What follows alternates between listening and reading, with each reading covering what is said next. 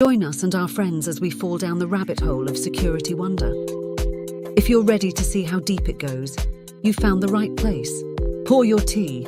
You're not late for office hours. And now, our Red Queen, Tarah Wheeler. Greetings, folks. It's so wonderful to be back with you again for another week of Cybersecurity Office Hours. I'm Tarah Wheeler. I'm CEO of Red Queen Dynamics. And as always, I get to be joined by an incredible human being here to answer questions, talk to the community, and really be here for you. This is about you and the fact that we get to be of service to this community. It's a wonderful experience every single time we do it. So who do we have with us this week? I am so thrilled to welcome Dr. Kelley Misata, PhD, and she is the Chief Trailblazer of Sightline Security. Selected as a finalist for 2021's Cybersecurity Woman of the Year, Dr. Misata's professional experience has made her an expert in advocacy, policy discussion, and fundraising, but her path to cybersecurity has not been a traditional one. She survived years of cyberstalking, reaching out to nonprofits for help and finding very little. That experience, however, does not define her. What comes afterwards does. Though she holds a master's degree in, let's see if I can grab this one real quick. So she holds a master's degree in, and that was me, I did that. So she holds a master's degree in marketing. She earned a PhD in information security from Purdue University, focusing her dissertation on the cybersecurity preparedness of nonprofits working with victims of violence. Today, she's using her 15 years of business leadership and unique perspective to change how nonprofits understand and address cybersecurity. Kelley serves as the executive director of the Open Information Security Foundation, a nonprofit dedicated to building open source security technologies. Sightline Security is Dr. Misata's compelling vision for a world in which nonprofits realize what is at stake and know how to protect themselves. Kelley, it is so wonderful to have you with us here today. How are you doing? I'm doing great, Tara. It's so great to be here. Thanks for inviting me. Absolutely. It is, as always, a total joy to get to talk with you. Folks, Kelley's not just somebody we've got aboard this week to have a conversation with the community, especially about how nonprofits sometimes have specific and interesting cybersecurity needs with some fun challenges, but she's a friend. She's an incredible human being and an inspiration for me. I am thrilled to have her here this week. So, what do we talk about? Security, hair, I don't know. Whatever comes to mind. It's funny because, we're the world of security can get so hardcore every so often. And I have been, I've learned a lot since I did some recent stuff that required me to do like media makeup. And so I dug into like hacking a bunch of like beauty tools and stuff. So we're talking about this beforehand, and it really is fascinating because the stuff that you do in security, the people you work with are called, they have a vision. They're trying to serve and help people. And sometimes you got to lighten the mood a little bit because this shit gets tiresome and hard to think about. And, your experiences and your skill set, you've got such a wide variety of them. I know we've got a bunch of stuff to talk about today, but just genuinely, what is the thing that gets you up every day and gets you talking about cybersecurity with folks that you got to tell the same stories to and convince again and again about security? Like, what keeps you going? Oh, it's a great question. I think the biggest thing that keeps me going is a passion and a love for this work. I didn't start my career here. Coming into security really was unexpected in many, many ways, even now, 10 years later. And I think I wake up every day just going, what can I learn today? What new thing is going to come at me? What organization can I help to just clear the way of ambiguity and confusion and overwhelm around cybersecurity? Who can I help just in these like little ways and sometimes in some pretty big ways too? So I think it's that curiosity and that passion, that love for what is out there that I can help with and discover. I am so glad to hear that. And at the same time, the challenges they are overwhelming. And, we tend to work with the people that help nonprofits, and you do that very directly, which is wonderful. And we're glad to be able to work with you and talk with you. But the challenges, they are just overwhelming. And sometimes the challenges aren't just in cybersecurity. Sometimes the challenges for nonprofits are some of the products they themselves use. And I'm sitting here thinking right now about I mean, let's call it not a particularly massive victory in terms of the Blackbaud breach in 2020. There's a fundraising company that creates a product that nonprofits work with that manages donor information, financial information. They Right. experienced not only a massive breach, but by all appearances, deeply mishandled it. And I would love to hear a little bit about what you think the fallout on that has been and how they could have done a better job. Yeah, it was really startling. When Blackbaud first hit the news wires, it was really sort of this aha moment here at Sightline, because as a part of our Kickstart program, we get to learn what are the platforms and those third-party tools our members are using. And Blackbaud is one that's used by lots of nonprofits of all different sizes. And when this Blackbaud incident happened, it made me wonder, I wonder how long they knew it was going on. So I did a little bit of sleuthing, and I found out that it seemed as though they may have gotten some early warning signs as early as February of 2020. But what was really super interesting was from our members reporting to us, they didn't get notification about their information being breached until July. Wow. That's insane. Like waiting for that kind of notification about the most sensitive thing that a nonprofit protects, Yep. other than maybe in the event of sensitive, victims and advocacy groups, the most sensitive thing a nonprofit protects is the financial information of the donors that support it. Because without that, I mean, you're done. Well, even more so, we had a member, and I won't tell you exactly who they are because to protect their privacy, but they're an organization, and part of their mission is helping families whose children have cancer. And what they didn't realize was that the names of children who had already passed were caught up in that ransomware attack. So it wasn't necessarily a financial hit for them, but that organization had to reach out to those parents of those children who had passed and said, I'm sorry, but your child's name was caught up in this ransomware attack. Just so that, for identity theft and everything that you have to think about after someone passes away. But I can't even imagine as a parent having to get a letter from an organization that I relied on so heavily to say, I'm sorry, now you have to worry about this on top of your grief. So when we think about sort of that risk in that, what's at stake when these third-party attacks happen, we don't think about what's the fallout for these mission-based organizations, because it's not always money. Sometimes it's reputation. Sometimes it's just your heart being broken because of this. And what's interesting is when I talked to the organization and they were really wrestling with what could we have done differently, I asked them, I said, if you had known that this data was being compromised back in May or February, what steps would you have taken? And they said, oh, we would have gone in, we would have done our own sort of analysis of what information was there. They didn't even realize how much information they had sitting at Blackbaud. So had they been informed earlier, they may have taken some different steps. This also goes to one of the things we know about in security, which is that sometimes it's not the direct information itself that's as valuable as what we would call the metadata. Right. And sometimes the metadata itself, as I've spent a lot of time in email encryption, in cryptography, and I remember the work I was doing with Silent Mail back when I was at Silent Circle, and I was one of their systems architects. I remember really getting into deep conversations with the people who wrote PGP, John Callis, Phil Zimmerman. These are the people that invented a bunch of this. They're like, look, the contents of an email don't really matter if what you have is the person who sent it, the subject line, the person who received it, the time and locations these things were all sent. The metadata is the data. And I'm thinking right now of a Vancouver Rape Crisis Counseling Center that just a month ago had their metadata stolen. Yep. And this is the same kind of information we're talking about here. It's not necessarily like the medical records of those kids at the clinic, and it's not necessarily like the individual case files of the people who spoke, but just knowing the donors, the people who contacted, the That's email right. addresses of people who've contacted, when that happened, especially when that happened, that metadata is the message. It is the devastating breach. And I'm wondering what nonprofits who in and of their very nature don't have the same kind of funding that enterprises do. What do nonprofits do to protect themselves when they don't have the resources?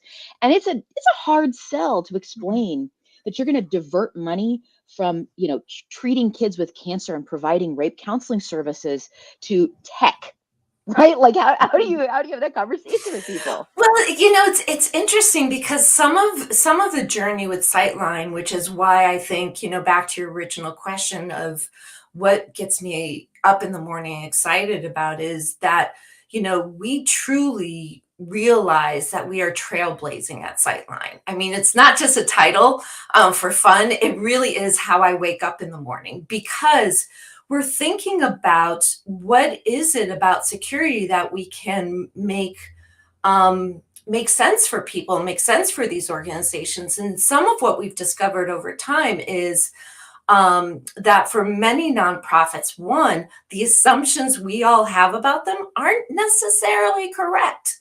So when I go out to the security industry, I'm like, what do you think about nonprofits and cybersecurity? I get this laundry list of, oh, they don't have money, they don't have resources, they don't know, they don't have any interest in this. And I'm like, you know what? I beg to differ because we're collecting data at Sightline that is telling a bit of a different story. So part of what we've learned is that one, there is some money. Two, they're using technology everywhere because a lot of nonprofits rely on these technologies to make their business efficient. And if you talk about security and the use of these third-party tools, as how do you keep that efficiency going while also being secure, then they start thinking, oh, well, maybe we should start thinking about that. And if you sort of break it down and say, hey, you know what, you don't have to boil the ocean. Cybersecurity is this weird mystical thing anyway for these organizations. One of the first things we do is we say, let's tell you about the difference between cyber and information security. Cybersecurity is the securing of a space. Cyberspace is kind of mystical and weird.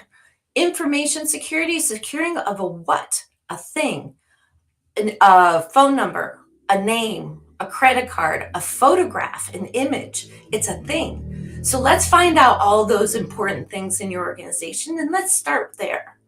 So it's been really interesting, but we didn't come to this overnight, Tara. We had to actually sit with these organizations, do this work, really spend the time. And I think that's one of the things that I love about Sightline's mission is that this problem isn't going to go away. Even if we do it 10 times faster, it's still not going to go away. So why don't we do it the right way and start discovering more of these ground truths about nonprofits instead of just trying to blanket people with, lots of stuff all the time? Because the last thing that nonprofits need, from what I'm seeing, is just more free things, just free solutions and free security advice and free this. We need to help them figure out, what does this mean for my business and my mission? I don't really care about the nonprofit over there. I care about my mission. So we always try and frame our work around them and what matters to them. I know this is kind of future, but my dream is that for Sightline, we will be able to report on the security of nonprofits by size and by mission. Because the security of a domestic violence organization is far different than that of a food bank or an early childhood education or a church or a healthcare facility. Oh, I love this. I don't even need to ask you anything. Just keep talking. But no, this is wonderful, and I love it because it's so closely associated to this overarching mission that we have, which is just saying, look, there organizations that are small businesses and the MSPs that protect them, the service providers that help them, the nonprofits that exist out there, and the mission driven security professionals like you who keep them safe. We are driven by the fact that these are people who are, let's be blunt, helpless in the face of not only what has come, but what is coming. And buckle up, Buttercup. So Yep. the nature of what we're looking at this point says to me that what you do with the folks that come to you at Sightline is you do a very, very deep analysis, and you get this conversation going with them to get them prepared and do this very, very deep training in the Kickstart process. Can you, it's very similar to the onboarding process you'd see an MSP or an MSSP do with a client. Tell us a little bit about what Sightline does with an individual nonprofit. And let's talk about maybe the difference in the experience of a food bank and a church. Yeah. So we help them assess cybersecurity against the NIST cybersecurity framework. And we don't just take the CSF out the box, which was actually a discovery out of my dissertation research, because Sightline is built off of that. And one of the most interesting things was when I was first building the survey for my dissertation, I did a pilot group to say, okay, 5 security professionals and 5 nonprofit professionals, read these questions. Let me know what you think. Let me know if the wording is good and everything. And the first question from the nonprofits was, hey, I see in question 2, you're asking for an inventory of our hardware. What do you mean by inventory? And the security professionals were like, make a list. And what I discovered in that moment, which has framed a lot of how we approach our Kickstarts, is that language is absolutely key. And when you wrap cybersecurity, this mystical thing around it, the other people on the other side of that conversation are stepping back and saying, oh my God, that's already too hard. Oh my God, it's going to be geek speak. Oh my God, I have to have an advanced degree to deal with this. So we take all that. So I took the NIST cybersecurity framework, Tara. This is what a super geek I am with it. And I rewrote it in nonprofit language, because words like vulnerability and asset don't connect. And I don't want our members spending time of, what is Kelley trying to ask me? I want them just to read a question, say, good, we're good. So we help them set this baseline to say, this is where you measure, because you can go grab all the free stuff you want and spend a lot of time away from mission, by the way, to try and implement those solutions. Or you can figure out where you are against security best practices with the Sightline Kickstart program. And we will give you, as a part of that process, together we'll tease out what are the top 2 or 3 things that you want to do or you can do. And the most exciting part of these Kickstarts is that, first of all, we do them with nonprofits of all sizes and missions. But the ones that I love the most that are like, hey, Kelley, we just saw that question in the Kickstart. We went and fixed it. We want to change our answer. Can we change our answer, please? I love the nimbleness of these organizations, because they are starting to recognize that with small changes, you can have a step forward in the right direction. You don't have to do everything perfect. You don't have to be, a beacon with a big giant certificate or star on your website. If you update your social media policy in your employee handbook, you get double thumbs up from Sightline. These are great steps, and we want to stick with them. I always tell an organization, when you come into Sightline, you're part of the family. And my former mentor, Becky Bass, who is considered one of the luminaries, she's the one who inspired me to do Sightline. She came to my dissertation defense and said, wow, this needs to go somewhere. You can't let this sit on the shelf. And she was the inspiration to start Sightline. But she would always say to people, once you're in the family, with that Southern drawl of hers, once you're in the family, you're in the family. And I took that as part of the Sightline mission, that when an organization comes in, you're part of the family. And so we don't let organizations go. That's why we built our member forum, was to give nonprofits a place to come to. But our Kickstart gets them thinking in the right direction. And I love it when they find not only security, but they find business efficiency. and they can say, oh, if I do that, that's actually easier, makes more sense for my team, doesn't take time away from mission, and we're secure. Okay, cool. It's brilliant. I love every part of it. And yeah, so I think the only thing I've been stuck on for about a minute and a half is Becky Bass came to your dissertation defense and you were able to get a word out. Oh my God. That's amazing. So Becky Bass, for those who don't know, please take a look at, there's several memorial awards dedicated in her honor. This is one of the pioneers of information security and just a profoundly kind and wonderful human being who's had a deep influence on everybody in this industry. So that's awesome. Well, I have a little story if you can't hear about it. So I got into security because I met Spaff and Becky at a dinner just way before I got even considered joining the security profession. And Spaff was the one who invited me to come to Purdue. And so I was sort of curating these friendships at the same time, but Becky was, took me under her wing, and I would visit her in Mobile, Alabama, and I would sit on her couch with my cryptography homework and cry and say, I can't do this. I have an MBA in marketing. I'm learning all this from nothing. And she would be sitting there with her laptop on her lap, shopping often. And she's like, you gotta just do it. Just put your head down and do it. It's going to be great. So when I showed up on campus at Purdue for defense, I was in the conference room with my headphones on, listening to Florence and the Machine, pumping myself up, right, to get this done. And all of a sudden I turn around, and who's walking in the room but Becky and her husband? And she said, we were driving back up to DC from Mobile, and we decided to stop in at Purdue to watch your dissertation. She's like, plus I want to make sure Spaff keeps in line. So it's amazing. They sat through the whole thing, and it just it touched my heart, because she said, I'll never forget. She said, us women in security, we have to stick together. Mm-hmm. Wow. Okay. Nope. I'm fine. Yep. Cryptography. Bruce Schneier. Okay. I'm fine. Yes. All right. Good.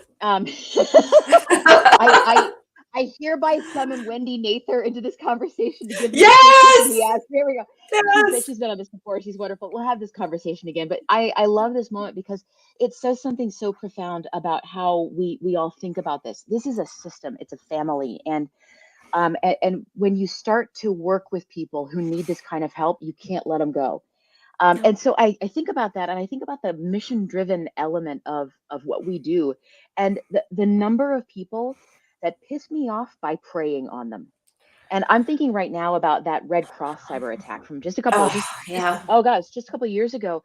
You know, and these are people who are aid recipients, who are, their data is being stolen and being used for fully nefarious purposes. And at the same time, the Red Cross has got some resources, but I've spoken to the people that work at Red Cross before. Between you and me, I had some interest. There was some high-level security openings in that organization a few years back, and I was in a conversation or two with them about those.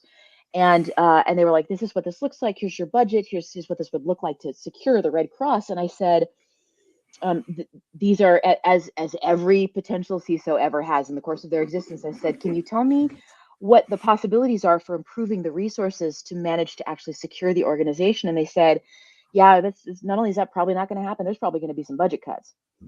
And then I see this story later, and I think to myself, it's not about securing the Red Cross.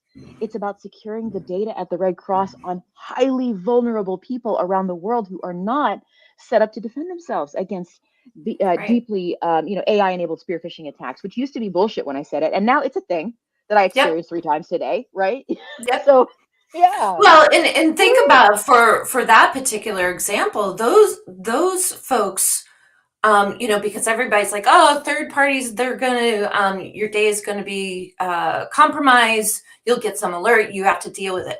Think about the people that were attached to that data, those were people who were displaced, who probably didn't have access to a cell phone, didn't have a home, didn't have access to a computer. How long would it take to find out that their information had been compromised? Probably quite a long time. But for nonprofits, that's the thing is that it's mission at stake. Absolutely mission at stake, which is why I did a talk at RSA last year. Nonprofits as the other critical infrastructure. If we don't start thinking about nonprofits as the first on the scene, those that will feed us when we're hungry or clothe us when we don't have a coat to wear in the middle of winter, if we don't start thinking about them and prioritizing them in the security conversations, they're going to be the people we're going to look to when everything hits the fan. How can we ignore it? And I'm not saying they should rise above any other critical infrastructure conversations, not at all. But what I am urging is that the conversations include nonprofits, and we understand that the spectrum of nonprofits is wide. They're not all the same. They're not all poor. They're not all sort of bottom of the barrel. They're vast. It's a vast, vast space. And that's also why I really love it, is that I'm like, we're teasing out like all of these different, characteristics and nuances. I had someone years ago say to me, nonprofits are just like small to medium-sized businesses. So, we'll just lump them in with those groups. I said, okay, great. That's a smart move, because that'll really make them feel like they're important enough. We have to think about these organizations that they are actually critical to our society. I want to come Sorry, back to that's that. my soapbox. No, stay on the soapbox. I want to come back to that because we've been talking so much about data breaches and so forth. The problem is that as we have more and more connected facilities, devices that are often very much associated with first responders, incident responders, healthcare, we're also, is that your pupper dog? Yeah. I love it. Hello, pupper. We're also looking at the problem of cyber attacks actually knocking out infrastructure. The children's hospital that was just taken offline with a ransomware attack. This isn't a data breach. That's kids that can't get their IVs replaced. Yep. Right. That's a massive difference in what we're talking about in terms of scope and scale. Network outage here means, what medication is this kid on? What are their allergies? Were they supposed to be transferred somewhere? Do they have a surgery scheduled? Right. And these, when we say nonprofits, we in general pretty much always include healthcare facilities, especially ones that are in rural areas or are supported in some sense as opposed to being profit driven. And so this falls under that banner. It's not just that we're talking about data breaches. How do you talk to organizations, and can you give us an organization, maybe in, obfuscate appropriately, of an organization that doesn't just have data to protect, but a facility that could go down? Oh, absolutely. Yeah, tell us more about what that's like to secure a nonprofit in that case. We had an organization who, I protect the identities of our members, but we had an organization that was caught up in the SamSam ransomware attack, and their mission to feed children lunches and to supplement children's lunches. They were out of operation for 30 days. 30 days, children went without lunches because they were locked out of their systems and they couldn't provide those services. So it's not only the kids not getting lunches, it's also the burden on those parents to have to take care of that and to step up. And, it's the ripple effect to this is not insignificant when we're talking about it. There have been many examples of hospitals, as you say, that have to deny patients. But these other little quiet events, they're different. And it's interesting because the nonprofits are now stepping back and saying, wait a second, we're mission for good and our hearts are out there and we're serving communities and feeding kids and taking care of everybody. Who would want to get us? And I've had a couple of our members, like they call us and they say, but Kelley, why?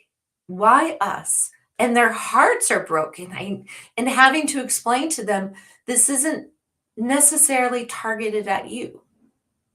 This isn't necessarily, you may not even be a consideration to these attackers. What it is that your business is caught up in this and we have to help you protect yourselves.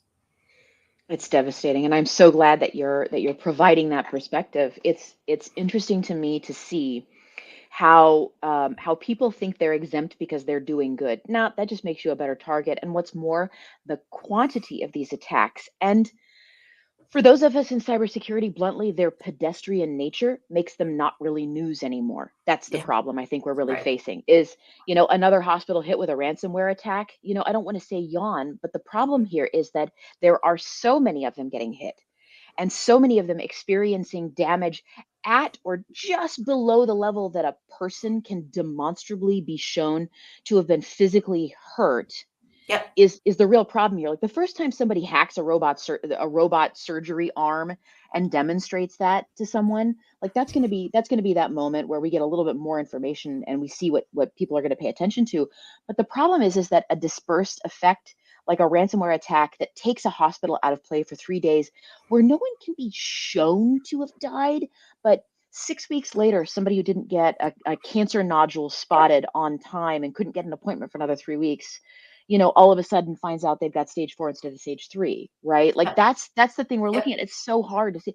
So we could go down this for a while, but really across the board, nonprofits are experiencing something different, and it's Hmm. because like I genuinely think, and this is we're going to go to our main audience who are managed service providers and managed security service providers because the reason she said schemally that I have you here today is that across all of our MSP and MSSP clients, so many of them have they think about nonprofits as sort of the pro bono work that they do. Yeah. So they can afford to keep running their business because they've got 95% of their small business clients, that are paying clients, and they understand a path to profitability and to service, and they know how to service those clients.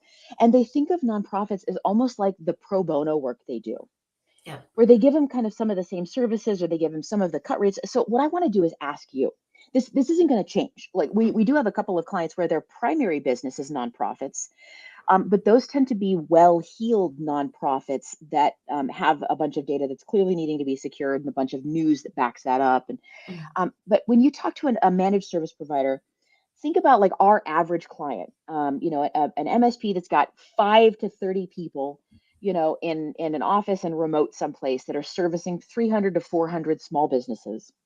And those SMBs pay them, I don't know, between $70 and $200 a month a person for that outsourced IT support. And they take on a few nonprofit clients to do some good in the world or to have that be Yeah. their contribution. But they may be treating them the same as an SMB and assuming that many of their incentives are the same. And I Great. don't think that's the case for Mm. nonprofits. How should our clients treat their nonprofit clients, their nonprofit small businesses differently? And what can they do that is reasonable within the scope of what that MSP has available in terms of resources? What should they do differently? Yeah, it's a great question. And several of our members who've come to us for the Kickstarts are customers of the MSPs. And we invite them into the Kickstart program because we want to make sure that these critical part of this equation is included in the conversation. And so in those moments, the things that I've always tried to impart on those MSPs is when you're working with a nonprofit, remind yourself that they are first and always mission driven. And what does that mean? It means that their heart is into it. They're thinking about things maybe even a bit more personally than a small business. They're not thinking about the bottom line all the time. They're thinking about the next donation. They're thinking about how to make sure that that matches their services. So the way they sort of think about the operations of their business is a little bit different. So if you frame things as mission oriented, if you frame things about if you do this, it will be better for your donors or more efficient for your staff, that could be a big win. The other thing is don't assume that because they're small and they may not be the most wealthiest nonprofit, that they don't care about data security or they don't care about cybersecurity. Because many of them do, but they're so scared to ask their MSP a question about it because they don't want to be in that place of overwhelm. Mm, I have a great example. We did so part of the Kickstart program is we spend 90 minutes walking through the results of their kickstarts. And the results are really just how they match against the NIST cybersecurity framework, but it's a discussion. Because at the end of that discussion, what we want them to do is to talk about what you want to do next. What can you do next? Because we don't want to just say, here's a long list of stuff you should do. We want them to say, wow, we could do this, this, and this. So I'm sitting at this outcome presentation, and around the table was the executive director, one of their board members, and their MSP, who was a great guy, and he was super helpful. And we started along this conversation about network security and network traffic. And she said, oh, well, what is that? I said, well, it's the information flowing in and out of your organization. And you want to make sure that you have sort of an understanding of what's normal versus what's not normal so that you can react to it, right? Kind of pretty elementary stuff. And I said, you should be able to see some of that, see what's normal, not normal on your network. And the MSP chimes in and he said, well, I have all that information. I just don't share it with you because you won't understand it anyway. I practice yoga. I've been practicing yoga for 25 years because my daughter was in my belly when I started. And I believe I'm an extremely calm and sort of peaceful person. That was one of the first times I wanted to jump across the table and just shake that guy and say, please don't assume that just because they don't see it the way we do or don't understand maybe the technical workings of it doesn't mean that you shouldn't show them or you shouldn't provide them with a simple dashboard to say, this is what's normal, what's not normal. Because those nonprofits have board members to report things to, and they have donors to report things to, and they've got to be well prepared to do those sorts of things if something hits the fan. We can't let MSPs just sort of sit behind and say, oh, well, we patched you, you're good. Please partner with your nonprofits and understand that they're going to hear you differently. Yes, be curious, not judgmental. Thank you. Yes. Who loves Ted Lasso? Be curious, yes, not judgmental, right? Yeah, I love that. Oh, the darts scene. Okay, if you haven't seen the darts scene, you just go look at the darts scene for Ted Lasso, and it so encapsulates it. And that is so powerful. Be curious, not judgmental. And at the same time, I think we have got to recognize that the emotional and logistical overwhelm for everyone is so high right now. Like Elmo asked me how I was doing the other day, and I was like, not okay, Elmo. I'm not okay. Like for the internet, a few folks have seen that at this point. There was craziness going on around that.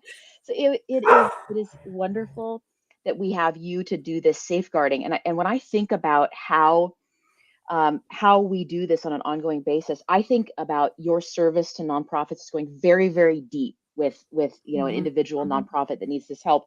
And what we do is we provide this breadth of kind of continuous trickle of questions on an ongoing basis. And one of the things I get to be very proud about is that this next week, all of our MSPs and MSSPs are going to see Sightline Security's Kickstart guide in our platform. So I'm so proud to be able to tell you folks, this coming week, you're going to be able to see it rocking and rolling.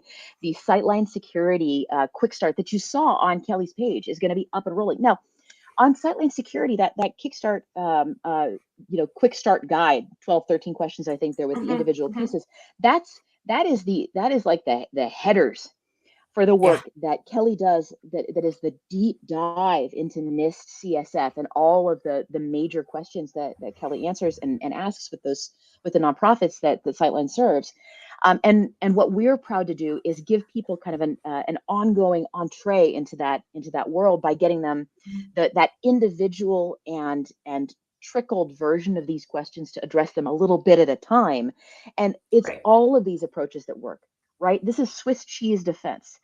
And Swiss cheese defense, as we think about it, if you want to take a look at a great recent article, has to do with the fact that Swiss cheese has holes in it. But if you start stacking slices of Swiss cheese up next to each other, it's hard to get all the way through that block of Swiss cheese. Sooner or later, something's going to block one of the holes in the Swiss cheese. Now, Cory Doctorow, who he's at EFF, and many of you folks know, blogs at Crap Hound, just got scammed for $8,000, like just a couple of days ago. and wrote this wonderful article that's got a good explanation of the Swiss cheese defense when it comes to personal identity and data breaches and information security. And when I think about how we keep nonprofits safe, there is a reason and a path to making sure that the IT people that work with the Red Cross understand some of cybersecurity, how Yep. Kelley and Sightline Security could work with them, how we can work with them, how every little piece of security, how any piece of information anyone gets there is just one more slice of Swiss cheese in that stack, right? Yep. That's what I Yep. want to see happen, because there's no way for one person to do it all at once and have it be solved forever, right? No. It's Swiss cheese on a continuous timeline. Absolutely. Absolutely. Yeah. I mean, and I think, one of the things we discovered, and again, it's this journey, right? It's not this forever place or, some nirvana. What we've learned on this journey is that when we do our kickstarts, in fact, I just had a call this morning. I just onboarded a new member today, and it's always so much fun. And we were talking about the in-depth kickstart, which is the full 6-week program at Sightline. And I said, look, you know what? You can send the assessment questions to anyone in your organization you want. And he's like, well, but I'm the IT guy, so I think I'm going to just fill it out. I said, that's great. Awesome. But if you send it to all the directors of the teams, then what we can do is compare their understanding with your reality. And then you have another level gap. So to your Swiss cheese model, Tara, that's another example of how we're trying to kind of help them see not only how they measure against NIST, but how do you sort of manage these perceptions? Because so many times in the nonprofit space, I see those IT directors working with their MSPs going, why won't they just use 2-factor authentication? What's the big flipping deal? And I'm like, let me tell you, if you've got someone who's got a domestic violence person in their survivor in their office, the last thing they want to do is get a code to log into the system to find that person a bed.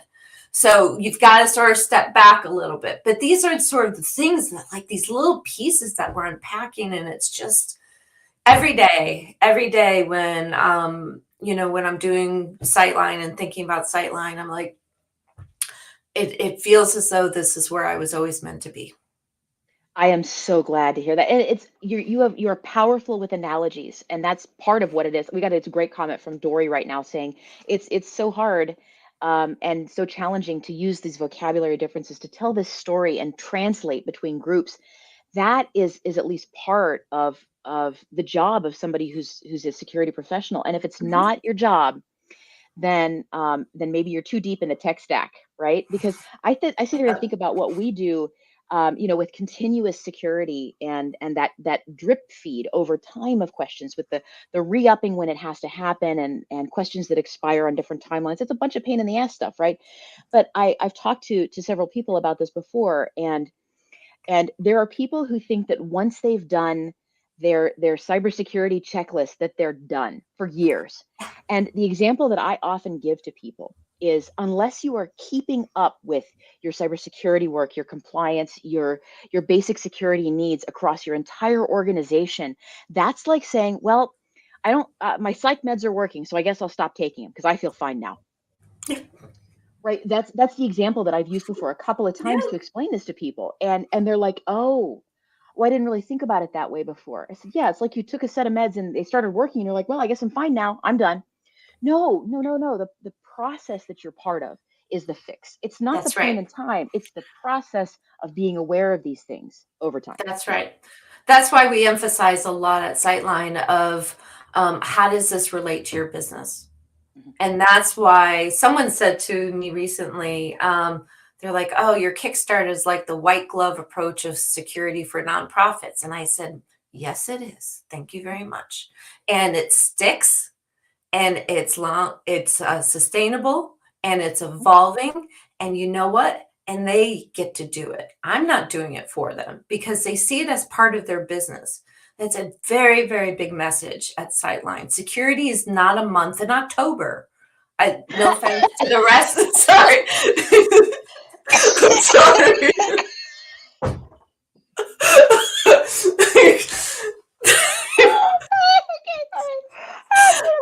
No offense to the security folks out there that celebrate Cybersecurity Month, but I hate it. I hate Cybersecurity Month Yeah. I love it. because Oh, it let me get does. Ian's comment on it too. It's like, is the same thing as this. Like, it's not, it's got to be, my cholesterol level is great right now, but I will have 2 ribeyes on a stack of pasta. Exactly. Exactly, right? Like, Right? that's what's going on. This is a process, and it's much more like public health than it is incident response for much of these Yeah. folks. Yeah. So if when we see something, it's like let's celebrate. What do you want to do next? Mm-hmm. Okay, your business is like, take this. Let's go next. One of my favorite things to do with our members is to say, okay, for 1 hour today, grab a piece of paper, Mm-hmm. write down every single thing that you log into with an email and a password. Just write it down, make a list. And then go through and think, what don't I need anymore? Mm-hmm. And close it down. Shut Yep. down those accounts. You don't need it. It's like cleaning out your closet. Can you imagine if we didn't clean out our closets? Ew, I would still have, oh my God, my rainbow t-shirt from 1984 with my perm. I triple dog dare you to wear that next time you were on a broadcast with me. Sure. I liked my rainbow shirts. They were cool in the 80s, honey. Yeah, I didn't wear rainbow shirts. I wore black. So. Oh, that's really a great one. Oh, no, Don't forget to leave out milk and cookies for your security awareness team. Security elves, I know. So this is profoundly powerful. It's wonderful to think about, and at the same time, like there's an element of this where I feel like I love talking to you because I've said this a couple times before. There's 2 kinds of people in security. They're the people who wake up every morning and go, this is never going to get all the way better, and say to themselves, but I can make a difference today. And then there are the people who wake up and say, this is never going to get better, and I'm just done treating people with respect or dealing with humans anymore. And it's like some people reach out and some people clench in. And I feel like you're one of the people that reaches out and provides that message of hope for people. There's a way to get better, a way to keep yourselves and the people that you work with safer. And I'm so glad that we get this chance to have this conversation. Anybody else who's got any questions or comments, please pipe on in anytime you like to. But I am going to ask if there's anything else, Kelley, that you would love to make sure that people hear this week from you. Any launches, any great news, any victories. I demand you prance about and tell us about more of your victories, verbally speaking. Is there anything else that you'd like to tell us this week? Yeah, Sightline, we are in need of a sponsor for our member forum. Sightline is a nonprofit like the members that we serve. And our member forum is always a sponsor related thing. So if you know an organization that would like to support our member forum, it is a non-vendor space for nonprofits to come in and to get advice and to find community and to have all those weird stories about cybersecurity translated into nonprofit language. So it's really a growing part of the Sightline world. We also have a number of nonprofits who can't afford a kickstart.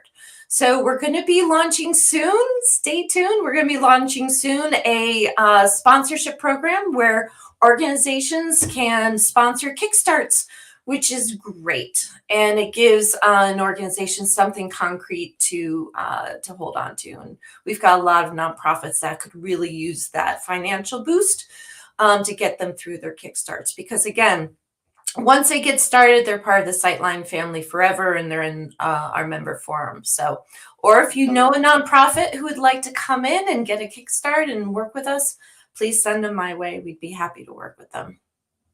That is wonderful. And for your member forum, how is that constituted? Is it a Slack or a email mailing list or meetings? How does that work for people? We have a discourse platform that is completely not discourse. I was wondering. Okay. It's open source because that's the other part of my world is very much in the open source space. And we are building content and community in there. And when we do a Kickstarter, we actually have a cohort model where 5 nonprofits get to do a Kickstart together. It's like group dieting and they don't get to see each other's results, but they get to go through the journey together. And we create special private rooms in our member forum for cohorts, which makes it kind of fun, because we saw recently with one of our cohorts that one of the participants had the early stages of a disaster recovery plan, and the others needed it. And I said, hey, do you mind if you tell your fellow cohort members? She's like, not at all. She went right into the member forum. She's like, we've got this disaster recovery plan. Go ahead, use it. Go ahead. And I thought, this is what it's all about. It's not about the security professionals telling everybody what to do all the time. It's about building confidence and community to get these organizations doing this work themselves. I am so thrilled. And then for the sponsors who might be looking at being part of the discourse forum that you've set up, what is the benefit that they might receive for that? Do they get a chance to speak to your members? Is their logo up someplace? How's that work for them? Yep, we have their logo up. We talk about what offerings that they have. We try and keep it very vendor agnostic. We could probably set up a webinar and sort of a meet and greet with our members, but we do protect that as community, non-vendor space. I do love to work with security organizations who have a nonprofit offering, and there are many of them out there. And we help to bridge the gap between what you're offering and our Kickstart. So where in our Kickstart does your solution slot in? That's another way to come and support Sightline, because then we make the connection for you. That sounds absolutely amazing. I'm seeing this. Look, folks, I am thrilled to get a chance to work with and speak with Kelley. She's the person that you go to when you need that the overhaul of information security in your nonprofit, down to the carpet and the Ethernet cables. That's the person you want to talk to. So it's been so wonderful. Now you get the same question that everybody gets at the very end of our webinar. I've had answers for this from blacksmith to farmer to spaceship captain to AI agent. I've had crazy answers to this, and I'm going to ask you now, if you didn't do what you do for a living, and you could have what is the alternate universe Kelley doing as a job right now? I would love to do voice work. Whoa. I would love to do it. I actually took a workshop once. I was like, I would love to do voice work. And I think it's the Gemini in me that comes out, because there's a whole nother Kelley. And I just think it would be such a blast to do voice work. Dr. Kelley Misata, folks, having a conversation about astrology here. Just so you know, I'm here holding my rose gold Stanley, tea, French tea press. So we're off the rails at this point. This is great. So, folks, this is I love that. I love that so much. Is there a character that you would voice more than any other? Like anything you would super love to voice for? Well, I can't voice for Kermit like somebody did today. No, but no, I don't know. I think I would want to, one of my favorite actors who I had the chance to meet once was Robin Williams, and I just adored all the outtakes of him doing voiceover for like the genie in Aladdin and some of his other work. And I was like, he just he was his crazy fun, super fun self, like voicing this character. And I was like, I'd love to do that. Kelley, this was just absolutely incredible. Thanks so much for the questions and thoughts from the community. Thank you. This is utterly wonderful. Go reach out to Dr. Kelley Misata, Sightline Security, our chief trailblazer, here with us today. Folks, we're gonna wrap it up for this week. So excited! This next week we're gonna have Jason Slagle come and have a conversation. It's gonna get real. There's gonna be hats. There's gonna be beer, maybe, and there's certainly gonna be some straight truth offered. But folks, it is, as always, been so wonderful having you with us. Have a wonderful week. We'll see you then.